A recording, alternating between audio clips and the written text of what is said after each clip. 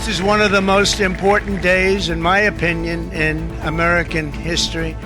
It's our declaration of economic independence.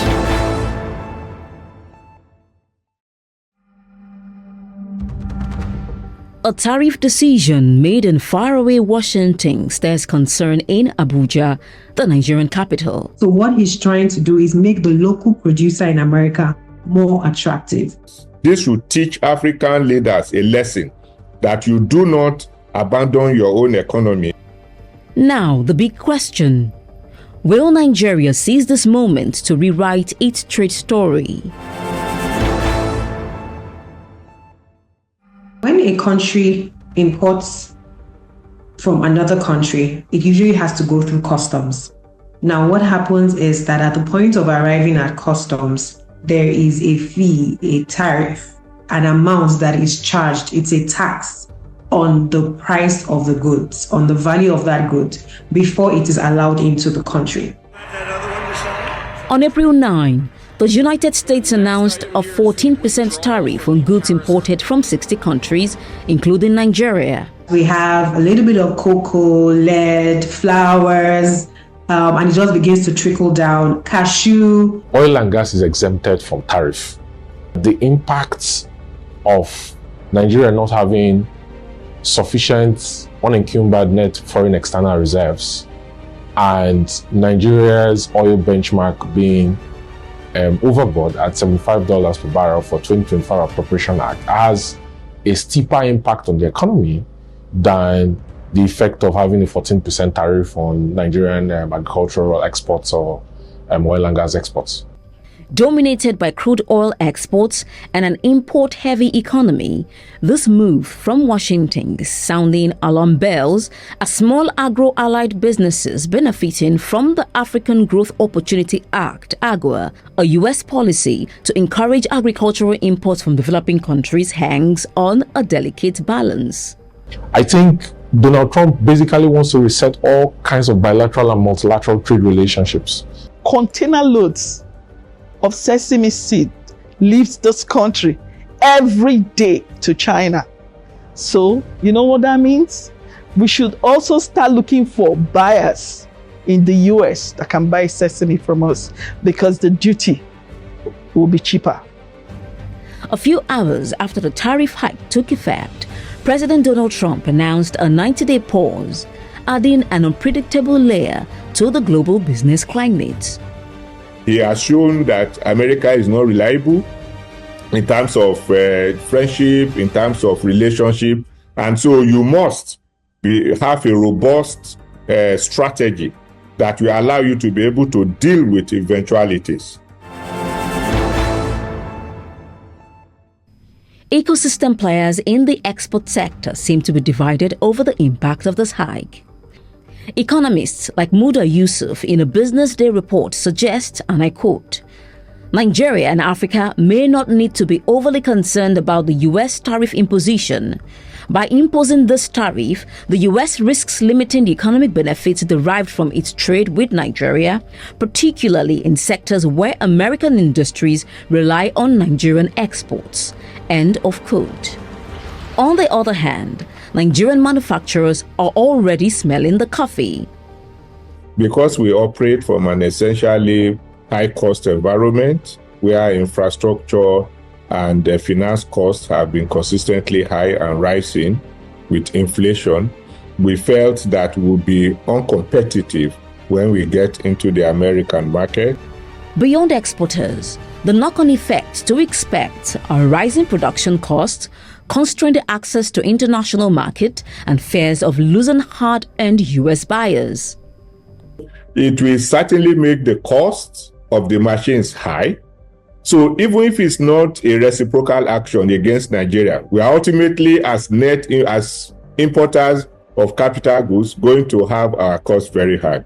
And the ripple effect of that on the supply chain is that as interest rates go up, companies are not able to borrow money or service their existing debt to be able to produce, to increase supply, and stabilize the economy.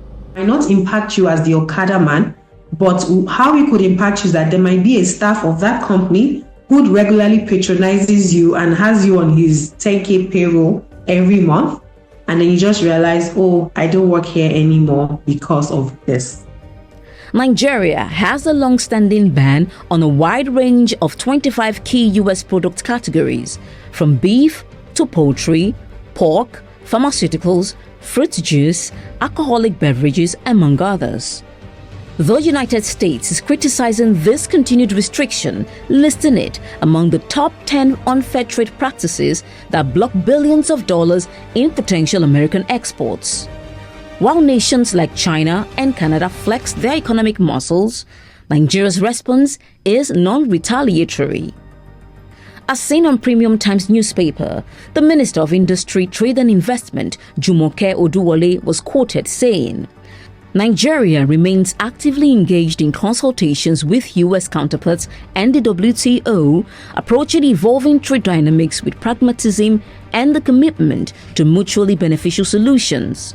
The federal government of Nigeria is implementing a range of interventions in policy, financing, infrastructure, and diplomacy to help Nigerian businesses remain competitive amidst regional and global tariff hikes, including expanding alternative market access opportunities and ensuring offtake diversification to reduce and mitigate trade risks.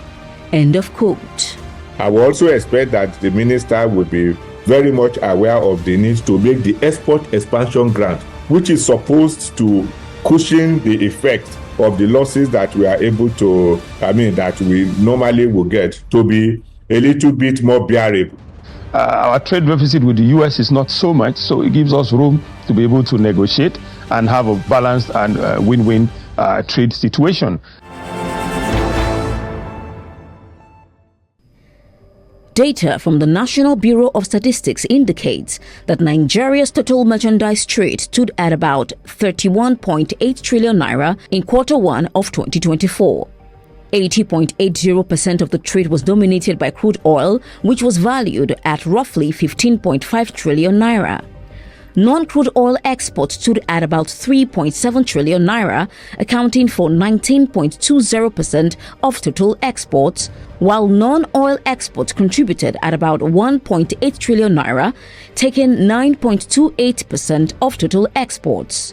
For trade within Africa, export value stood at about 2.2 trillion naira in the same quarter, with South Africa, Ivory Coast, Senegal, Benin Republic and Togo representing 96.41% of Nigeria's exports to Africa. While the US door may be threatened, experts say a new one could be opening within Africa through the Africa Continental Free Trade Agreement dubbed AFCFTA. One of the objectives is also to move us on exporters of raw materials to start adding value. Exporting to the US often requires meeting stringent standards and high compliance costs. AFCFTA, on the other hand, aims to ease trade barriers within Africa for SMEs. If you have those products or natural resources in the country and you want to export it to another state part, another African country, then that good will be subject, or the product will be subject to preferential treatment. Between the present and the expiration of President Trump's 90-day pause, stakeholders want economic policy and institutional gaps bridged. Seeing that AGOA is also going to expire, this round of AGOA will expire in September 2025, we must be able to bring in situations that will allow us to be able to better negotiate. The most important thing is to spread your risk by having as many trade partners as possible and building your reserves. It's left to be seen what Nigeria wants to do with refined petroleum products, and LNG. And then LPG, and how the Nigerian government wants to negotiate a bilateral trade relationship between the both countries. As old trade loyalties go through a stormy patch, the question isn't whether the storm will pass. Industry players say it's whether Nigeria will ride the waves and redefine its place in global trade. Because in a world that moves fast, standing still might be the biggest risk of all. Mercy Frank, Gist Nigeria.